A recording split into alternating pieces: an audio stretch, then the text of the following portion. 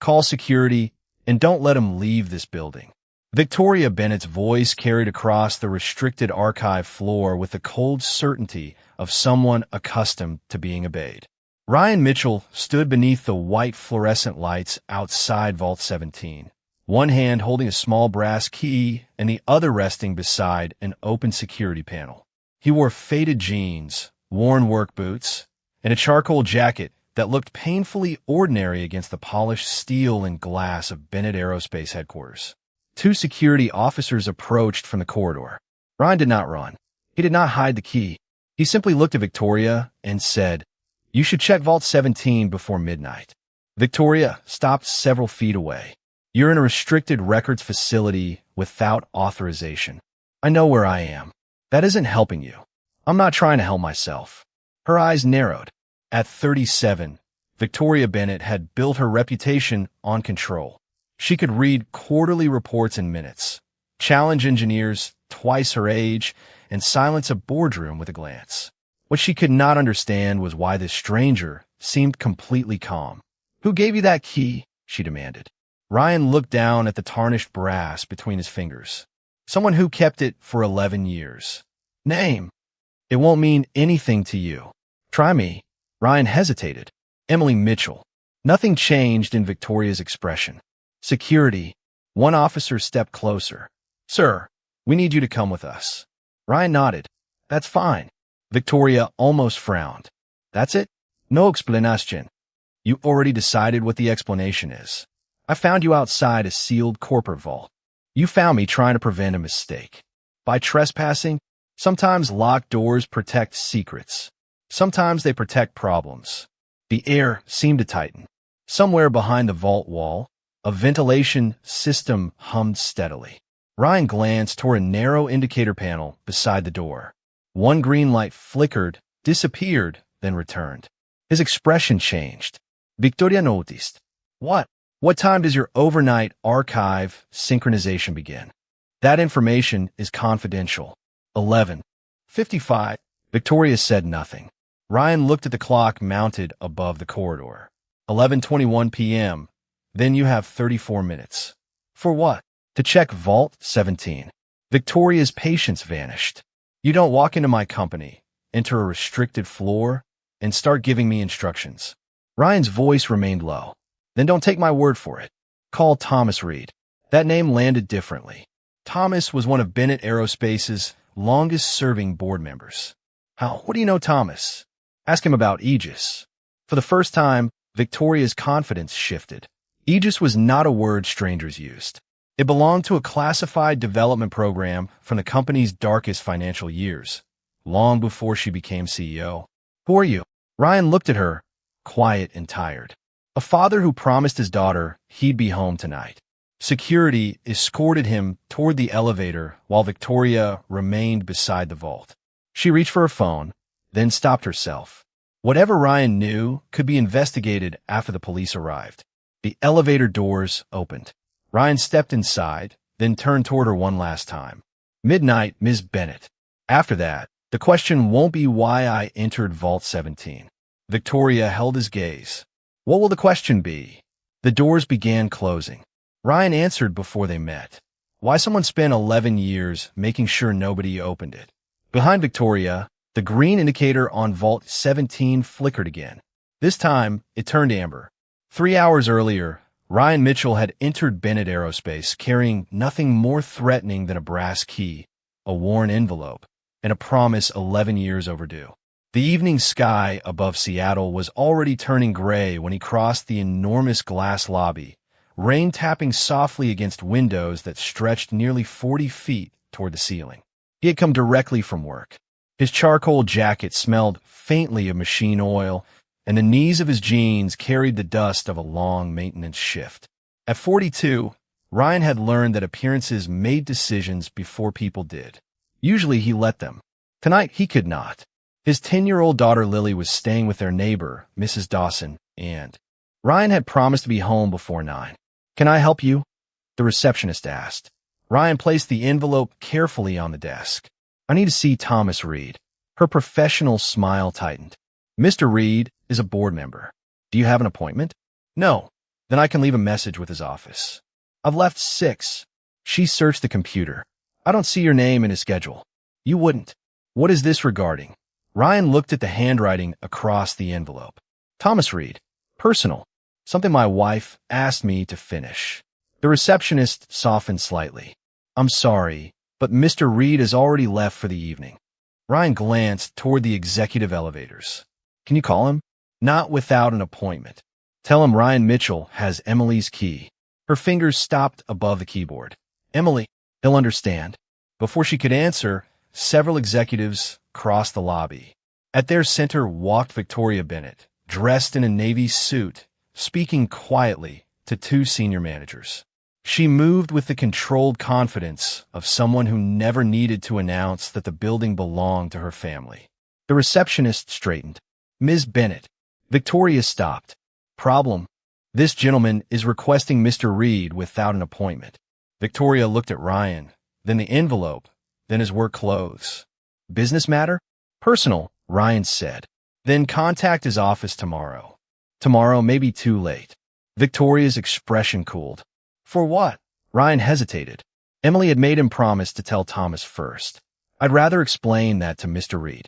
Then you'll need an appointment. 3 sentences. 3 closed doors. Ryan nodded and picked up the envelope. Understood. Victoria walked away without another glance. Ryan headed toward the lobby exit, but after 20 yards, he stopped. On the wall beside a service corridor, an old control display had awakened for its nightly diagnostic cycle. Most visitors would have seen meaningless numbers. Ryan saw a sequence he remembered designing around a conference table when Bennett Aerospace had been weeks for financial collapse. Green, green, amber. Pause. His face tightened. That sequence should not exist anymore. He stepped closer. A maintenance employee pushed a cart through a secured door, and before it closed, Ryan heard a familiar electronic tone from inside. He looked at the brass key in his hand. Emily had kept it for 11 years, refusing to throw it away even after Ryan begged her to forget that chapter of their lives. You should have gone home. Lily was waiting. Thomas could be called tomorrow. Then the display flashed a code Ryan had not seen in more than a decade. Aegis 17. Ryan went still. The number matched the engraving on Emily's brass key. He turned away from the lobby exit and walked toward the service corridor, finally understanding why his wife had insisted that the key return to Bennett Aerospace. Whatever she had protected for 11 years was still inside the building, and it was waiting behind Vault 17. Ryan waited until the maintenance cart disappeared around the corner before stepping through the service door. He knew he should turn around. He had no badge, no authorization, and no reasonable explanation that would sound believable to security. But the Aegis 17 warning remained on the wall display behind him, and 11 years of silence suddenly felt less like history and more like a countdown. The corridor smelled faintly of cold metal and filtered air. Overhead lights hummed softly as Ryan followed signs toward archival storage, moving with the uncomfortable familiarity of someone returning to a house he once knew by heart. The building had changed. The polished walls were newer. The security cameras were smaller. Yet beneath everything modern, the original infrastructure remained. Ryan recognized junction numbers he had helped assign when Bennett Aerospace was still fighting to survive. At the end of the corridor stood a steel door marked Restricted Records. Beside it, an electronic panel displayed the same amber sequence. Ryan removed Emily's brass key. It looked almost absurd beside the digital reader, a relic from another era. Then he noticed a narrow mechanical slot beneath the panel. You remembered, he whispered. He inserted the key. A soft click answered. The display changed from amber to green, and the door released. Ryan stared at it. Emily had not merely kept an old souvenir. Her key still carried emergency authorization built into the original Aegis archive protocol. Inside, rows of sealed cabinets stretched beneath dim white lights. At the far end stood Vault 17. Ryan approached slowly. A small diagnostic screen beside it showed a synchronization schedule. 11:55 p.m. His eyes moved down the status list. Archive integrity. Encryption verification. Legacy transfer. Then he saw the warning. Duplicate authority conflict. Ryan's jaw tightened. That's impossible. He opened the service panel beside the vault and traced the identification codes. Someone had connected an old Aegis authorization branch to the modern archive network without removing the original legacy pathway. When synchronization began, two systems would attempt to authenticate the same protected records under conflicting ownership rules. It might lock the archive, corrupt its access history, or expose files that had remained sealed for years. Ryan reached toward the manual suspension control, then stopped. A second discovery caught his attention. One protected directory was marked Mitchell, R, his own name. Beneath, it was another, Bennett, C. Ryan stared at the screen. Charles Bennett, Victoria's father. The file date was 11 years old, created only weeks before Emily had asked Ryan to walk away from Bennett Aerospace for good. "What did you know, Emily?" he whispered. Footsteps sounded behind him. Step away from the vault. Ryan turned. A security officer stood at the archive entrance. Behind him came Victoria Bennett, her expression shifting from surprise to disbelief when she saw Ryan beside the open panel. "You were told to leave." "Victoria, listen to me. You entered a restricted archive with an unauthorized key. The key is authorized. That key shouldn't even exist.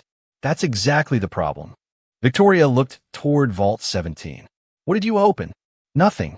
"Then why are you here?" Ryan pointed to the diagnostic screen. "Your midnight synchronization is about to hit a legacy conflict inside Aegis." Victoria's eyes hardened. "You expect me to understand how a maintenance worker knows that?" Ryan absorbed the insult quietly. "I expect you to verify it." Security called the police. Ryan lowered his hand. He could see that she had already decided. "Before you do, check the directory." Victoria glanced toward the screen despite herself. She saw his surname beside her father's. For one brief second, uncertainty crossed her face. Then the security officer moved between them. Ryan removed Emily's key and placed it carefully on the cabinet. "You should check Vault 17 before midnight." Victoria looked at the clock. 11:21 p.m. Ryan stepped away without resistance. But as he did, the diagnostic screen refreshed. The protected file, carrying his name, changed status for the first time in 11 years. Authority recognized. And beneath it appeared a line Victoria had never seen in any Bennett Aerospace record. Aegis original architect, Ryan Mitchell. Ryan did not look back at the screen. He had already seen enough to understand that whatever waited inside Vault 17 was connected to a life he had spent 11 years trying to leave behind. Victoria, however, remained frozen for one extra second, staring at the words Aegis original architect beside the name of the man she had just ordered security to remove. "Ms. Bennett?" the officer asked. Her expression hardened again. "Continue." Ryan said nothing. By the time they reached the lobby, two Seattle police officers were waiting near reception. Rain streaked the 40-foot windows, and the building's midnight quiet made every footstep sound louder than it should. Victoria explained that Ryan had entered a restricted corporate archive without permission. She mentioned the key. She mentioned Vault 17. She did not mention what the screen had called him. One officer turned to Ryan. "Mr. Mitchell, is there anything you want to add?" "Only that they need to suspend the archive synchronization before 11:55. Victoria folded her arms. "Our technical staff will handle it. Then make sure they check the Legacy Authority branch first. You're still giving instructions. I'm trying to save you time." The officer spoke gently. "Mr. Mitchell, we need you to come with us while this gets sorted out." Ryan nodded. "Can I call my daughter first?" The officer allowed it. Ryan took out his phone and called Lily. She answered immediately. "Dad? Mrs. Dawson said you'd be here by 9. Ryan glanced at the clock. 11:29. "I know, kiddo. I am sorry. Where are you?" "Still downtown." "Are you in trouble?" Ryan paused. Victoria stood several feet away, pretending to review something on her phone, but Lily's voice carried through the silent lobby. "There's been a misunderstanding. Did you do something wrong?" Ryan looked toward the rain-darkened street. "No, then why do you sound sad?" His expression softened. "Because being right doesn't always mean people understand you right away." Lily was quiet. Mom used to say something like that. She did. She said being misunderstood doesn't change who you are. Ryan closed his eyes briefly. Exactly. So who are you? A faint smile appeared. Your dad. Good answer. Ryan almost laughed. Stay with Mrs. Dawson tonight. I'll call as soon as I can. Promise. Promise. He ended the call. When he turned, Victoria was watching him differently. Not warmly. Not yet. But the certainty in her face had weakened. Emily was Lily's mother? She asked. Yes. And the key belonged to her. She kept it. What? Ryan looked toward the elevators. That's what I came here to ask Thomas Reed. Before Victoria could respond, her phone rang. It was Bennett Aerospace's systems director. She answered immediately. Tell me. His voice was urgent enough that Ryan could hear fragments from several feet away. Legacy conflict. Archifes Nachronization. Vault 17. Victoria's eyes moved to Ryan. Can you stop it? A pause. What do you mean you don't recognize the architecture?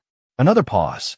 Ryan quietly said, tell him to isolate the secondary authority branch before suspending synchronization.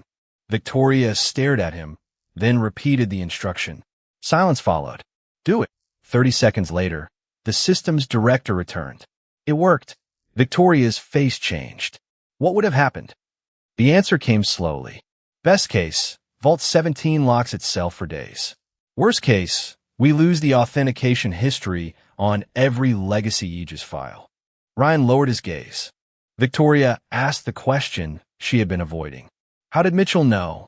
The director hesitated. I checked the original architecture record after his name appeared. Victoria Bennett. Ms. Bennett, Ryan Mitchell didn't break into Aegis. The lobby became still. He designed part of it. Victoria looked toward Ryan, but the police were already waiting. Ryan offered no triumph, only the same exhausted dignity she had mistaken for evasiveness. As he was escorted toward the doors, Victoria's phone vibrated again. A secure archive search had returned one additional result. 11 years earlier, someone had ordered Ryan Mitchell's name removed from Bennett Aerospace's public Aegis history. The authorization carried only 2 signatures. One belonged to Thomas Reed. The other belonged to Victoria's father, Charles Bennett.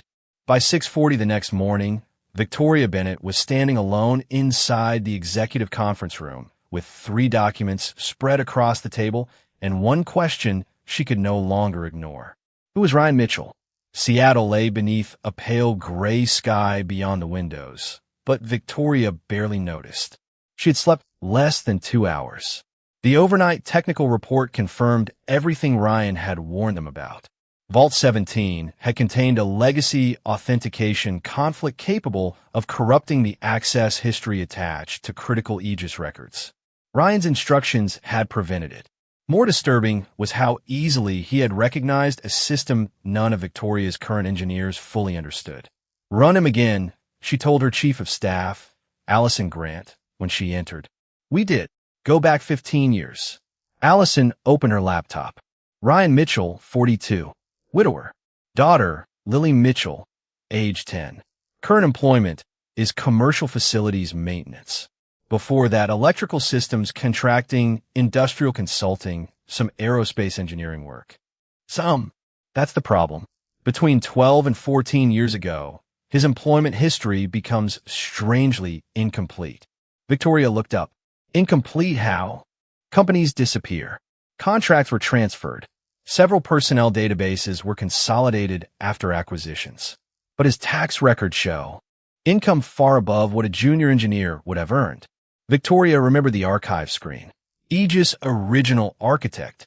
Search Aegis directly. Allison hesitated. Most of those files are restricted. I'm the CEO. Apparently some restrictions predate your authority. That sentence landed hard. At 7:12, Systems Director Mark Ellison entered carrying an old external archive drive retrieved from secure storage. We found a development index from 12 years ago. He connected it to an isolated terminal. Names appeared one by one. Charles Bennett, Thomas Reed, Nathan Caldwell, then Ryan Mitchell. Victoria leaned closer. Beside Ryan's name were 3 words. Systems Architecture Lead. Lead? She asked. Mark nodded. He wasn't assisting Aegis. He was designing core architecture. Then why have I never heard his name? Someone removed it from the public project history 11 years ago. Victoria already knew whose signatures authorized that removal. My father and Thomas Reed. Yes. What? The archive doesn't say. Victoria turned toward Allison. Where is Ryan? Released early this morning while the complaint is reviewed. And our trespassing charge. Still pending your decision. Victoria's answer came immediately. Do nothing until I understand this. She returned to Vault 17 shortly after 8. The brass key Ryan had left behind rested inside an evidence sleeve. A technician inserted it into the legacy slot under Victoria's authorization. The vault accepted it instantly. Who was this issued to? Victoria asked. Mark searched the recovered registry. His eyebrows rose. Not Ryan. Then who? Emily Mitchell. Victoria went still. Inside the vault, archive files filled rows of secured cabinets. One slim folder carried Ryan's name. Another carried Emily's. A third was labeled Aegis founding agreements. Before Victoria could open anything, her phone rang. Thomas Reed. Victoria, he said without greeting, I just heard Ryan Mitchell was arrested in this building last night. You know him? Thomas was silent. Thomas, who is he? Where's the envelope he brought? Victoria Bennett. What envelope? Emily's envelope. He wouldn't have come back without it. Victoria suddenly remembered the item security had logged among Ryan's belongings before police took him away. She hurried downstairs. The envelope was still sealed, addressed to Thomas Reed in faded handwriting. Beneath his name were 6 words Victoria had not noticed the night before. For when Ryan finally comes back. Thomas arrived 20 minutes later. The moment he saw Emily's handwriting, his composure disappeared. 11 years, he whispered. Victoria placed the recovered Aegis index beside him. Tell me why my father erased Ryan Mitchell from this company's history. Thomas looked at her for a long time. Your father didn't erase Ryan because he was ashamed of him. Then why? Thomas touched the envelope carefully. Because Ryan asked us to. Victoria stared at him. Thomas broke the seal, removed Emily's letter, and read the first lines. His eyes immediately filled with recognition. Then he looked up at Victoria. You arrested the wrong man. He turned the letter toward her. And if Emily kept her promise, Vault 17 contains the document your father hoped Ryan would someday come back to claim. Thomas Reed read Emily's letter twice before placing it carefully on a conference table. For several seconds, he said nothing. Victoria watched his face and realized the truth was not merely corporate history. It was grief. What did she write? Victoria asked.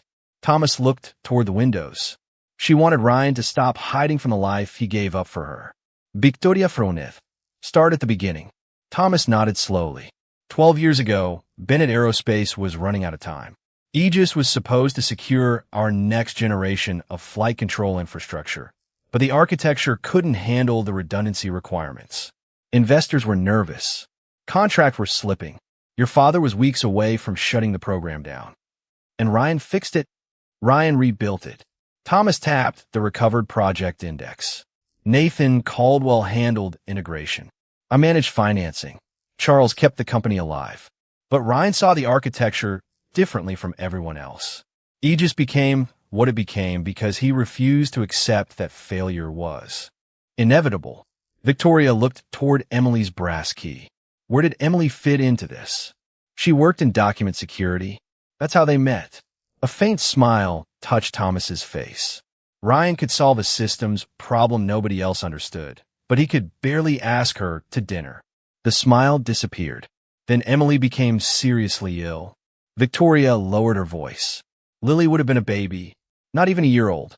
Thomas explained that Charles Bennett had offered Ryan extended leave, a senior executive position upon his return, and a founding equity package recognizing his work on Aegis. Ryan refused the title. He stopped answering reporters. He asked that his name disappear from promotional materials because competitors kept contacting him while Emily was undergoing treatment. He chose her, Thomas said. Then he chose Lily. Every time. And the equity? Charles refused to let Ryan surrender it. Victoria stared at him. So my father kept it? Protected it. Vault 17 contains founding agreements that predate several corporate restructurings. Charles believed Ryan might return someday. Thomas looked down at Emily's letter. Emily apparently believed it too. Victoria called Ryan herself. He answered after several rings. Mitchell, it's Victoria Bennett. Silence. Thomas is here. Another pause. Did he get Emily's letter? Yes. Then I've done what I came to do. Not quite. Victoria looked at Thomas. There's something inside Vault 17 connected to you. Ryan's voice hardened slightly. Leave it there. What? Because I didn't come for money. Then come tell me what you did come for. Ryan arrived 45 minutes later, still wearing the same charcoal jacket. Fatigue sat heavily beneath his eyes, but his posture remained steady. Thomas stood when Ryan entered. The two men looked at each other for a long moment. You took your time, Thomas said softly. Ryan gave the smallest smile. Had a daughter to raise. Thomas embraced him briefly, then handed him Emily's letter. Ryan recognized the handwriting and looked away. She made me promise, he said. When Lily turned 10, I was supposed to bring the key back and stop pretending this part of my life never happened. Victoria placed the recovered Aegis records before him. You designed this. Part of it. Thomas says you saved the program. A lot of people saved it. Why disappear? Ryan folded Emily's letter carefully. Because there are moments when success becomes very small. Emily needed rides to treatment. Lily needed bottles at 2 in the morning. I needed to remember what mattered. Thomas retrieved a sealed folder from Vault 17 and placed it before Ryan. Inside was the original founding equity agreement bearing Charles Bennett's signature. Victoria read the percentage and went still. Ryan, do you understand what these shares could be worth today? Yes. And you never claimed them? I never needed them. Thomas turned another page. But you never surrendered them either. Ryan looked at the signature. Charles wouldn't let me. Victoria finally understood why Vault 17 had recognized his authority. Ryan Mitchell was not merely a forgotten engineer. Legally, he had never stopped being part of Bennett Aerospace. Then Thomas uncovered one final handwritten note attached to the agreement. He read it silently before looking at Victoria. This is from your father. What does it say? Thomas handed her the page. Charles Bennett had written only one instruction. If Ryan ever returns, call me before the board makes any decision about him. Charles Bennett's handwritten instruction remained on the table while Victoria called an emergency board meeting for that afternoon. By 2:30, every seat around the long walnut table was occupied. Ryan sat beside Thomas Reed, still wearing his work jacket, while men and women in tailored suits studied him with varying degrees of curiosity and suspicion. Victoria placed the Aegis records and founding equity agreement in front of them. Ryan Mitchell was part of the original Aegis architecture team. She began. His work has been verified through our protected archives. Board member William Prescott leaned forward. Verified by records accessed after he entered a restricted facility without authorization. Thomas sighed. William, it matters. Prescott turned toward Ryan. Yesterday this man was a maintenance worker arrested for trespassing. Today we're being told he helped build the technology that saved Bennett Aerospace and may hold founding equity worth millions. Forgive me for wanting more than an old folder. Ryan remained quiet. Another director, Margaret Sloan, adjusted her glasses. The timing is difficult to ignore. Mr. Mitchell returns after 11 years, carrying a key that accesses a vault containing documents favorable to him. I didn't open the vault, Ryan said. Your system recognized the key. Convenient distinction. Victoria looked at Margaret. Engineering confirmed Ryan prevented a serious archive failure. Prescott gave a dismissive shrug, which proves technical knowledge, not ownership. Thomas placed both hands on the table. I was there 12 years ago.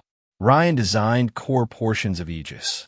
And you signed the authorization removing his name, Prescott replied. That creates a credibility problem for you two. The room tightened. Ryan looked from face to face, then toward Victoria. Is this what you believe? Victoria hesitated. She knew what the records showed. She knew what Thomas had told her. Yet as CEO, she also understood the board would demand proof that could survive lawyers, auditors, and shareholders. I believe something important happened 12 years ago, she said carefully. But we need independent confirmation. Ryan nodded once. Independent? Ryan, I'm trying to protect everyone involved. I know. His calmness made the answer heavier. Prescott leaned back. Then provide evidence that doesn't depend on Mr. Reed, a legacy key, or documents only you knew existed. Ryan looked down at Emily's letter. For 11 years, he had protected his family from this world of titles, leverage, and people who confuse skepticism with superiority. He could have argued. He could have listed every night spent designing Aegis, every failure he corrected, every decision Charles Bennett had trusted him to make. Instead, he remembered Lily's voice. Being misunderstood doesn't change who you are. All right, Ryan said. He reached for a legal pad in front of Thomas. You want proof? Prescott answered immediately. Yes. Ryan wrote a phone number slowly, tore off the sheet, and slid it across the table toward Victoria. Call that. She looked at the number. Who is it? Someone who remembers. Prescott smiled faintly. Another former employee? Ryan ignored him, put the call on speaker. Thomas glanced at the number and suddenly sat straighter. Ryan, they asked. You don't have to do this. Yes, I do. Victoria looked between them. Thomas, you recognize it? He nodded. That number hasn't been in the corporate directory for years. Margaret frowned. Whose number is it? Thomas looked around the boardroom. Charles Bennett's private line. The atmosphere changed instantly. Victoria stared at Ryan. Her father had retired from Bennett Aerospace years earlier and rarely involved himself in company affairs. Even senior directors contacted him through an assistant. Yet Ryan had written his private number from memory. My father gave you this? She asked. A long time ago. And you think he'll confirm everything? Ryan stood, buttoning his faded jacket. Don't ask him whether I deserve money. Don't ask whether I deserve a title. He looked directly at Victoria. Ask him who built Aegis when Bennett Aerospace was dying. Ask him why my name disappeared. Then ask him why those shares were never canceled. Victoria picked up her phone. Prescott's smile was gone. Ryan paused beside the window as rain traced silver lines down the glass. One more thing. Victoria looked at him. What? Tell him what happened last night before you tell him I'm in the room. Victoria entered the number and activated the speaker. The board fell quiet as the first ring echoed across the table. The second ring came, then the third. Finally, an older man answered. Charles Bennett speaking. Victoria drew a slow breath. Dad, it's me. I need to ask you about Ryan Mitchell. The line went completely silent. For several seconds, only the faint hum of the conference room ventilation could be heard. Victoria looked at the phone, then at Ryan. Dad, Charles Bennett finally answered. Where is Ryan? His voice had changed. The casual warmth was gone, replaced by something deeper, almost reverent. He's here, Victoria said. In the boardroom. Another pause. Put me on speaker. You already are. Victoria glanced around the table. William Prescott sat rigidly now. Margaret Sloan had stopped taking notes. Thomas Reed lowered his eyes as if preparing himself for a memory he had carried too long. Victoria drew a breath. Before we discuss Ryan, there's something you need to know. Last night, security found him inside a restricted archive area near Vault 17. I believed he was trespassing. Charles said nothing. I called the police, Victoria continued. Ryan was arrested. The silence from the phone became almost unbearable. Then Charles spoke. You had Ryan Mitchell arrested? Yes. For entering Aegis? Yes. Charles exhaled slowly. Victoria, you arrested the man who kept Bennett Aerospace alive. No one moved. Prescott's eyes dropped toward the documents in front of him. Charles continued. 12 years ago, Aegis was failing. We had engineers, consultants, contractors, people with degrees covering entire walls. None of US could solve the architecture problem fast enough. Ryan did. Victoria looked toward Ryan. He stood beside the windows without triumph, without anger, simply listening. Was he the original architect? She asked. One of the principal architects, yes. And the person who redesigned the redundancy structure that allowed Aegis to scale. Margaret leaned toward the phone. Mr. Bennett, why was his name removed from company history? Because Ryan asked me to remove it. What? Emily was sick. Competitors were calling him. Reporters wanted interviews. Investors wanted him at presentations. Ryan wanted to drive his wife to treatment and get home in time to hold his baby daughter. Charles paused. Some of you may find that difficult to understand. Ryan never did. Thomas closed his eyes briefly. Victoria's voice softened. And the founding equity agreement. Valid. Prescott looked up sharply. Still valid. Completely. But it was never exercised because Ryan refused to make Emily's illness into a negotiation about money. I protected the shares myself. Prescott swallowed. So, Mr. Mitchell remains a shareholder? Charles gave a quiet, humorless laugh. William, if you're asking whether the maintenance worker you dismissed 10 minutes ago owns more Bennett Aerospace stock than several people sitting in that room, the answer is yes. Prescott's face lost its color. No one smiled. Charles continued. But if you think that is why you should respect him, you have learned nothing. The words settled over the table. Victoria looked down. Dad, why didn't you ever tell me? Because Ryan's sacrifice belonged to Ryan. I promised him privacy. Then why tell us now? Because you call me asking him to prove who he is. Charles's voice softened. He never needed to. Victoria looked toward Ryan. Dad, there's something else. Last night, he prevented an Aegis archive failure. Charles was quiet for a moment, then chuckled gently. Of course he did. Ryan finally spoke. Hello, Charles. The old man's voice changed immediately. Ryan, 11 years disappeared inside that single word. How's Lily? 10 years old. Smarter than me already. Emily would be proud. Ryan looked down at her letter. I hope so. Charles paused. Are you coming back? Ryan looked around the boardroom. Not the way you mean. Fair enough. Victoria stepped closer to the table. Ryan, I owe you more than an apology. We can discuss that later. What do you want now? Ryan looked at Prescott, Margaret, then Victoria. I want everyone in this room to remember how differently you spoke to me before that phone call. Nobody answered. Yesterday, I was the same man. Same knowledge. Same history. Same dignity. The only thing that changed was what you discovered I owned. Charles spoke quietly through the speaker. Listen to him. And they did. The same board that minutes earlier had demanded Ryan prove his worth now sat completely silent. Victoria finally understood the secret behind her father's handwritten instruction. Charles had never protected Ryan's shares merely because Ryan helped build Aegis. He had protected them because someday the company might need to be reminded that its greatest asset had once walked away from millions for something money could never replace. Ryan picked up Emily's letter. Then Charles added one final truth. Victoria, restore his ownership publicly. But understand this before you do. Ryan never came back because he needed Bennett Aerospace. A pause filled the room.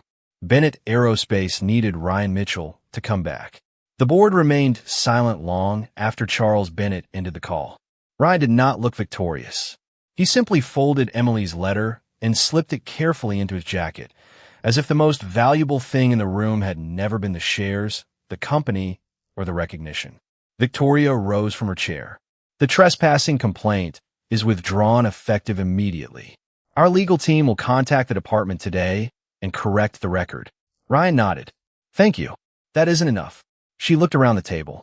Ryan's ownership will be formally restored. His contribution to Aegis will be returned to our corporate history, and the company will issue a public correction. William Prescott shifted uncomfortably. Victoria, perhaps we should review the financial implications first. We spent the last hour reviewing his worth, she replied. Now we're going to review our behavior. Ryan raised a hand. Nobody needs to lose a job over this. Prescott looked surprised. After what was said to you, especially after what was said. Ryan's voice remained calm. Humiliating someone else won't restore my dignity. I never lost it. Victoria felt those words more deeply than any accusation he could have made. Then tell me what would make this right. Ryan walked toward the windows. Far below, employees crossed the rainy Seattle sidewalks while maintenance crews prepared the lobby for another business day. Change what happens before the important phone call. Victoria frowned slightly. What do you mean? Yesterday, I was a maintenance worker in worn boots, so nobody listened. Today, you know about Aegis and the shares, so everyone listens. But I was telling the truth both days. He turned toward the board. Respect shouldn't depend on discovering that someone is useful, wealthy, connected, or important. 3 months later, Bennett Aerospace introduced a company-wide dignity policy requiring security concerns, technical warnings, and employee reports to be evaluated on evidence rather than job title or appearance. Contractors, custodians, technicians, reception staff, and executives received the same documented process for raising urgent concerns. Ryan accepted recognition of his ownership, but declined the executive office Victoria offered him. Instead, he agreed to advise the Aegis engineering team several days each month. "What will you do with the rest of your time?" Victoria asked. Ryan smiled. "Be Lily's dad." On his first official day back, Ryan brought Lily to headquarters. The 10-year-old walked beside him through the same lobby where he had once been escorted away, staring upward at the enormous windows. Victoria came downstairs to meet them. Lily studied her carefully. "Are you the woman who thought my dad was a criminal?" Ryan closed his eyes. "Lily." Victoria almost laughed. "It's okay." She looked at the girl. "Yes, I made a serious mistake." Lily considered that answer. "Did you apologize?" "I did." "Did Dad forgive you?"